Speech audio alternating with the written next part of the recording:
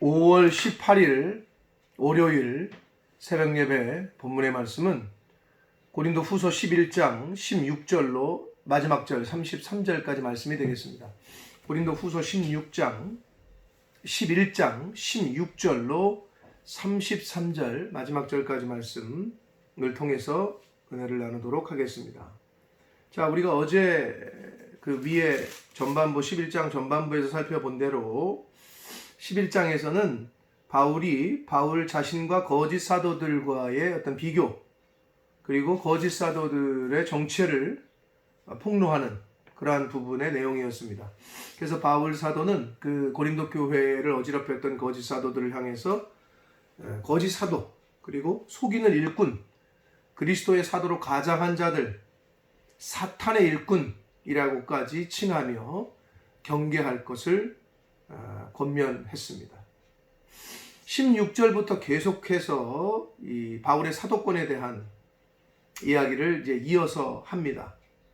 그래서 16절부터 마지막 단락까지 이 후반부 11장 후반부에서는 복음을 위해 수고한 바울, 그리고 고난에 대한 복음 때문에 복음을 전하기 위해서 수고한 것과, 그리고 복음을 전할 때 받았던 고난에 대한 바울의 부득불한 자랑을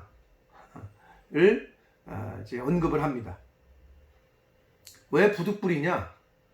자랑하려면 주 안에서 자랑해야 되는데, 바울이 지금 자신의 그 과거의 이야기를 하면서 이야기할 수밖에 없었던 것은 거짓 사도들과의 어떤 차별됨, 거짓 사도들과의 어떤 다른 점을 고린도 교인들에게 알려주기 위해서, 그래서 이제 이런 내용의 글을 쓰고 있다라고 보시면 됩니다.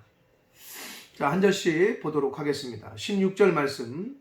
내가 다시 말하노니 누구든지 나를 어리석은 자로 여기지 말라. 만일 그러하더라도 내가 조금 자랑할 수 있도록 어리석은 자로 받으라. 부득불 바울이 다시 얘기하겠다는 거예요. 자신의 복음을 위해서 수고한 것과 고난당하는 것, 이것들을 언급하면서 자랑 아닌 자랑을 할 테니 그 어리석음을 좀 용납해 달라라고 이야기를 합니다. 자, 17절 이제 18절 보시면, 내가 말하는 것은 주를 따라 하는 말이 아니다. 주님의 뜻대로 하는 말이 아니라는 거예요. 오직 어리석은 자와 같이 기탄 없이 내가 자랑하노라. 여러 사람이 육신을 따라 자랑하니 나도 자랑하겠다. 이렇게 얘기합니다. 즉, 자신의 자랑은 어리석은 것인데, 지금 자신이 이야기하는 것은 주님의 뜻에 따른 것이 아님을 밝히면서 세속적인 자랑을 일삼는 자들 때문에, 그 거짓 사도들 때문에 자신을 변호하기 위해서 불가피하게 자신의 자랑 또한 하겠다라고 밝히고 있습니다. 그러면서 19절 20절에서는 고린도 교인들의 어리석음, 고린도 교인들의 거짓 사도들을 용납한 것에 대한 어리석음을 약간 비유를 들어서 풍자하듯이 이야기를 합니다. 너희는 19절 말씀, 너희는 지혜로운 자로서 어리석은 자들을 기쁘게도 용납하는구나. 그러니까 고린도 교인들을 약간 풍자하듯이 이야기합니다. 어쩌면 그렇게 너희들이 어리석은 그 거짓 사도들을 그렇게 용납을 잘했냐? 너네들이 복음을 들었고 나에게 가르침을 받았는데도 어떻게 그들을 그렇게 용납하냐? 이것을 이야기합니다. 그러면서 20절 말씀을 보시면, 누가 너희를 종으로 삼거나 잡아먹거나 빼앗거나 스스로 높이거나 뺨을 칠지라도 너희가 용납하는도다. 그러지 말았어야 되는데, 그 거짓 사도들이 와서 성도들을 종으로 부리고 잡아먹고 빼앗고 뺨을 때릴지라도 그러고 있는데도 너희는 그들을 용납했다. 바울의 풍자하듯이 고린도 교인들을 책망하고 있습니다. 21절 말씀을 봅니다. 나는 우리가 약한 것 같이 욕되게 말하노라. 그러나 누가 무슨 일에 담대하면 어리석은 말이나마 나도 담대하리라. 조금 어려운데요, 말 자체가. 다시 말씀을 드리면, 이것은 부끄럽게도 우리는 거짓 교사들이 너희에게 저지르고 있는 그런 악한 행위를 하기에는 우리가 약하다. 너무 약하다는 거예요. 그렇지 못하다는 거예요. 바울의 선교팀들은 거짓 사도들이 지금 교회 성도들을 종으로 부리고 뭐 잡아먹고 뭐 빼앗고 이렇게 하는 것처럼 그렇게 악하지 못하기 때문에, 연약하기 때문에 자신들은 그렇게 할 수가 없다라는 걸 풍자적으로 비유를 들어서 이야기를 합니다. 그러면서 22절, 그들이 히브리인이냐? 나도 그렇다. 그들이 이스라엘 사람들이냐? 나도 그렇다. 그들이 아브라함의 후손이냐? 나도 그렇다. 혈통적으로 따지자면 자신도 똑같다는 거예요. 그러면서 23절, 그들이 그리스도의 일꾼이냐? 정신없는 말을 하거니와. 말도 안 되는 얘기다. 그리스도를 그리스도의 일꾼으로, 사도로 가장한 자들이기 때문에 말도 안 된다는 거예요. 그러나 그들이 그리스도의 일꾼이라고 말하냐? 정신없는 말을 하냐? 말 같지도 않은 말을 하냐? 나도 그렇다. 나도 그리스도의 일꾼이다. 내가 수고를 넘치도록 하고 옥에 갇히기도 더 많이 하고 매도 수없이 많고 여러 번 죽을 뻔했다. 복음을 전하다가 자신은 그렇게 고난도 당하고 어려움도 당하고 죽을 고비를 넘겼다. 과연 그들은 그랬나? 라고 이야기를 하고 있는 거예요. 결국 복음을 위한 수고와 고난, 이것이 어떻게 보면 성도의 그 가치, 성도로서의 어떤 참된 가치를 증명해 주는 게 뭐냐? 과연 복음 때문에, 예수님 때문에 그런 고난을 당했나? 예수님이 말씀하시기를 네가 내 제자가 되려면 네 십자가를 지고 나를 따르라. 그럼 예수님이 따라가셨던 길을 따라가야 되고 예수님이 당하셨던 고난을 받아야 진짜 제자, 이 말과 같은 것일진데, 하나님을 믿고 예수 그리스도의 제자가 되고 성도로서의 이 땅에서의 삶을 사는데 예수님 때문에, 복음 전하는 것 때문에, 증인으로서의 삶을 사는 것 때문에 아무 고난도 당하지 않는다. 어려움도 당하지 않는다. 그거는 조금 생각해 봐야 될 문제입니다. 그 말은 곧 참된 증인으로서의 삶을 포기했다든지 아니면 예수 그리스도의 제자로서의 삶을 살아가기를, 이 땅에서 구별되고 성별된 삶을 살기를 하지 않은 것일 수도 있기 때문에, 성도가 당하는 고난은 예수 그리스도 때문에, 그리고 복음 전파 때문에 당하는 고난은 그것이 성도로서의 가치를 증명해 준다 라고 말할 수 있습니다. 지금 바울은 그래서 자신의 고난을 득불 얘기하면서 자랑 아닌 자랑을 하고 있습니다.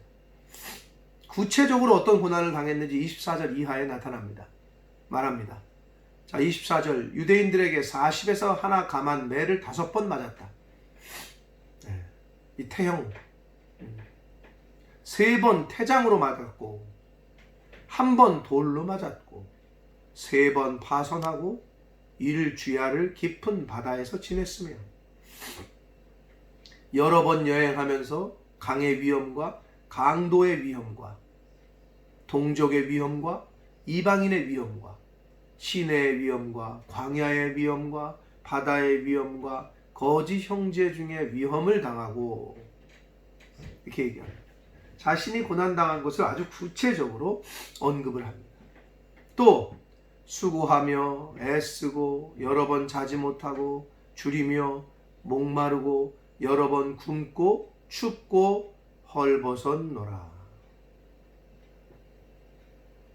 바울이 사도로서의 직무를 감당하면서 하나님의 자녀로서의 삶을 살면서 주님의 증인으로서의 삶을 살면서 당한 고난과 어려움을 언급했습니다.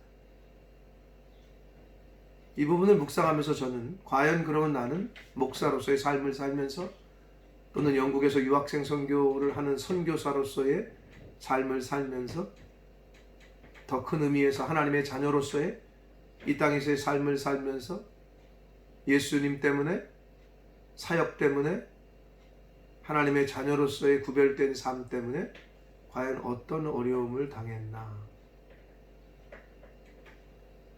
생각하게 됐습니다. 없진 않습니다.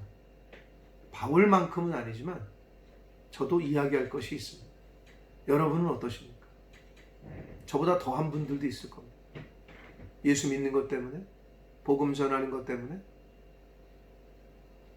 하나님의 자녀로서의 삶을 사는 것 때문에, 주님의 증인으로, 주님의 제자로 사는 것 때문에 당한 어려움이 있으실 겁니다. 그 고난이 성도로서의 가치를 말해주고 있습니다. 그것으로 인해서 오히려 기쁨과 하나님께서 주시는 복과 은혜를 풍성하게 넘치도록 받으셨을 줄 믿습니다. 혹 받지 못했다고 생각이 되시는 분들 계십니까? 하나님이 분명히 갚으실 줄 믿습니다. 바울은 그런 자신의 고난을 얘기하면서 이제 밑에 가면 얘기가 나오겠습니다만 31절에 보면 주 예수의 아버지 영원히 찬송하실, 찬송받으실, 바울은 그런 하나님을, 자신에게 그런 고난을 주신 그 하나님을 영원히 찬송할 아버지 하나님이라고 언급하고 있습니다. 고백하고 있습니다. 저와 여러분의 삶의 고백도 이러해야 될 줄 믿습니다. 자, 27절을 보시면 그렇게 어려움을 당하고 죽을 고비를 넘겼고 또 수고하고 애쓰고 여러 번 자지 못하고 줄이며 목마르고 여러 번 굶고 춥고 헐벗었다. 그러면서 이 외의 일은 28절 고사하고 아직도 날마다 내 속에는 눌리는 일이 있으니 곧 모든 교회를 위하여 염려하는 것이라. 바울이 육체적인 고난도 이야기하지만 정신적, 마음적, 영적으로 마음속에 눌리는 일이 있는데 그게 뭐냐? 모든 교회를 위하여 염려하는 것이래.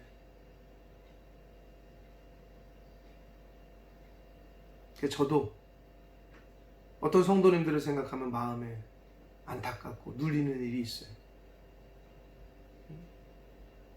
목사는 성도들을 향해서, 교회를 위해서, 교회를 생각하고, 성도도 마찬가지예요. 목회자를 위해서, 그리고 교회를 생각할 때 안타깝고 부담이 되고 눌리는 일, 이것이 없다면 이상한 거예요. 목회자를 봐도 아무렇지도 않고 어려움을 당하고 있는데도 너는 너고 나는 나고, 교회는 교회고 나는 나고, 내 사업은 내 사업이고, 이건 말이 안 돼요. 바울은 그의 일은 고사하고 아직도 날마다 내 속에 눌리는 일이 있으니 곧 모든 교회를 위하여 염려하는 것이라 라고 말합니다. 성도는 하나님의 나라와 의를 위하여 마음에 거룩한 부담감을 갖는 것이 당연합니다. 성도는 아직 복음을 듣지 못한 이들을 바라보고 영혼 구원 받지 못한 이들을 향해서 거룩한 부담감을 갖는 것이 당연합니다. 성도는 주님의 몸된 교회를 바라보고 부족한 것이 있을 때 저것이 어떻게 채워져야 되는데, 저것을 이루어야 될 텐데, 그런 거룩한 부담감을 갖는 것이 당연합니다. 그것이 없다면 다시 한번 자신의 삶을, 마음속을 살펴보시길 바랍니다. 29절 말씀을 봅니다. 누가 약하면 내가 약하지 아니하며 누가 실족하게 되면 내가 애타지 아니하더냐. 바울의 목자로서의 마음, 심정이 언급되어 있습니다. 이 부분을 묵상하면서 준비하면서, 말씀을 준비하면서 저도 저 자신을 돌아보게 되고, 과연 내가 누가 실족하면 얼마나 애타했는지, 누가 아파하면 얼마나 같이 아파하는지, 저와 여러분이 하나님이 주신 은혜, 하나님의 백성으로서 이런 긍휼한 마음을 교회를 향하여서도 또 불신자들을 향해서도 가질 수 있는 저와 여러분이 되시기를 축복합니다. 30절 말씀을 봅니다. 그러면서 내가 부득불 자랑할진대 내가 약한 것을 자랑하리라 라고 이야기합니다. 자신의 약한 것을 자랑한다. 12장에서 이제 계속해서 약한 것들을 자랑하지 아니하겠다. 내가 약할 때 내 은혜가 내 안에 넘친다. 이런 이야기가 12장에서 이제 또 계속 이어집니다. 결국 나라는 나가 죽어야 내 안에 성령께서 그리스도께서 사셔서 하나님 기뻐하시는 일을 하게 될 줄 믿습니다. 그러나 내가 죽지 않으면, 나라는 나가 죽지 않으면, 내가 강하면 성령이 약해져요. 내가 약해져야 성령이 말씀이 내 안에서 역사하십니다. 바울은 그걸 알고 있었어요. 내가 약한 것을 자랑한다. 그러면서 31절 주 예수의 아버지 영원히 찬송할 하나님, 자신을 그렇게 어려움을 당하게 했는데도, 그렇게 고난을 가운데 처하게 했는데도 바울은 지금 영원히 찬송할 분이 하나님이시다. 여러분 고난 중에 계십니까? 여러 가지 환난 중에 계십니까? 그것이 예수님 때문에 성도로서 구별된 성별된 삶을 살 때 받는 고난이거든 오히려 감사하고 기뻐하시는 저와 여러분이 되시기를 축복합니다. 영원히 찬송 받으실 하나님이 내가 거짓말 아니하는 것을 아신다라고 자신 있게 이야기합니다. 하나님은 우리의 모든 생각, 나보다도 나를 더 잘 아시는 분이라고 성경은 이야기합니다. 바울은 근데 그 하나님이 자신이 거짓말 아니한다는 것을 아신다라고 아주 자신의 확신에 차서 이야기합니다. 저와 여러분도 이러한 고백을 할 수 있는 신앙생활 하시기를 원합니다. 그러면서 마지막 32절 33절에 다메섹에서 아레다 왕의 고관이 나를 잡으려고 다메섹 성을 지켰으나 나는 광주리를 타고 들창문으로 성벽을 내려가 그 손에서 벗어났다. 이런 고난을 받았다는 걸 마지막으로 언급합니다. 자, 사도행전 9장 20절 이하에 나오는 우리가 잘 알고 있는 다메섹 성에서 그 광주리 타고 도망친 사건을 언급하는 건데요. 자, 여기서 다메섹은 여러분 다 아시는 대로 그 영어로 다마스커스, 다마스커스라고도 이야기하는 그 다메섹이고, 옛날에 수리아, 성경의 표현으로는 수리아, 아람 나라의 수도였습니다. 네. 그리고 오늘날에는 거기가 다메섹이 어디냐, 다마스커스가 어디냐, 시리아를 말합니다. 시리아. 자, 거기에 왕이 아레다 왕의 고관이라고 했는데, 여러분 다메섹에서 아레다 왕, 그 왕의 이름이라기보다는 여러분 애굽의 왕을 뭐라고 불렀어요? 칭하죠? 바로 왕, 바로라고 칭했단 말이에요. 그렇듯이 이 다메섹에서는 그 아라비아 왕들, 그 지역의 왕들을 부를 때 아레다라는 이름을 붙였다는 거예요. 왕의 호칭이에요, 명칭. 그 왕의 고관들, 높은 지위에 있던 그런 사람들이 바울을 잡으려고 다메섹 성을 지켰는데, 광주리를 타고 이제 창문을 열고 이제 도망친 사건, 사도행전 9장 20절 이하에 있는 그 사건을 마지막으로 언급했습니다. 결국 11장 후반부에서는 거짓 사도들과 자신과의 비교를 통해서 자신이 복음 때문에, 복음 전하는 것 때문에, 사도로서의 사명을 감당하는 것 때문에 받았던 고난, 그리고 어려움, 그들이 과연 그렇게 했느냐? 너희들 잘 생각해봐라. 그들은 그렇지 않다 라고 이야기하는 겁니다. 그러면서 자신의 사역을 쭉 돌아보면서 당했던 환난, 어려움을 이야기했습니다. 그럼에도 불구하고 바울은 그 당했던 어려움과 고난을 어떻게 보면 허락하시고 자신을 지켜주시지 않았던 것이라고 여길 만한 하나님에 대하여 오히려 찬송하고 오히려 그것을 감사하는, 자신의 연약함을 드러내는 그런 바울의 모습을 보게 됩니다. 여러분, 하나님의 자녀라고 해서, 성도라고 해서, 예수 믿는다고 해서 세상의 어려움으로부터 결코 제외되는 건 아닙니다. 성도라고 해서 세상에서 어떤 환난이나 어려움을 당하지 않는 것이 아닙니다. 당할 수 있습니다. 또 하나님도 고난당하는 것이 내게 유익이라 말씀하십니다. 그러나 분명한 것은 내 죄로 인한 고난은 빨리 회개해야 되는 것이고, 하나님 때문에, 예수 그리스도 때문에, 복음 전하는 것 때문에, 주님의 제자로서의 삶을 살고 복음을 전파하는 것 때문에 당하는 고난은 성도의 가치를, 그것이 나타낸다고 말씀드렸습니다. 오히려 감사하고 기뻐해야 될 일이다. 주의 일을 감당하는데 경제적으로 어려워져요? 감사하는 거죠, 하나님 앞에. 주의 일을 감당하는데, 하나님의 나라와 의를 이루려고 하는데 모함을 받고, 오히려 비난을 받고 그래요? 하나님께서 갚으시고 하나님께서 오히려 높이실 줄 믿습니다. 성경의 믿음의 선배들의 모습이 다 그 얘기예요. 다니엘과 세 친구 모함을 받잖아요. 자신 하나님 잘 섬기는 것 때문에 죽을 고비를, 풀무불을, 사자굴을 만나잖아요. 그러나 풀무불과 사자굴을 만났지만 그 결과는 어땠습니까? 풀무불에서 살아났고 대적들은 다 죽고 오히려 그 세 친구는 그 방백에서 더 높아졌고, 다니엘 사자굴 들어갔다가 나왔고 오히려 더 높아졌고. 성경에 나오는 믿음의 선배들의 그 모습은 하나님은 그걸 다 이야기하고 계세요, 우리에게.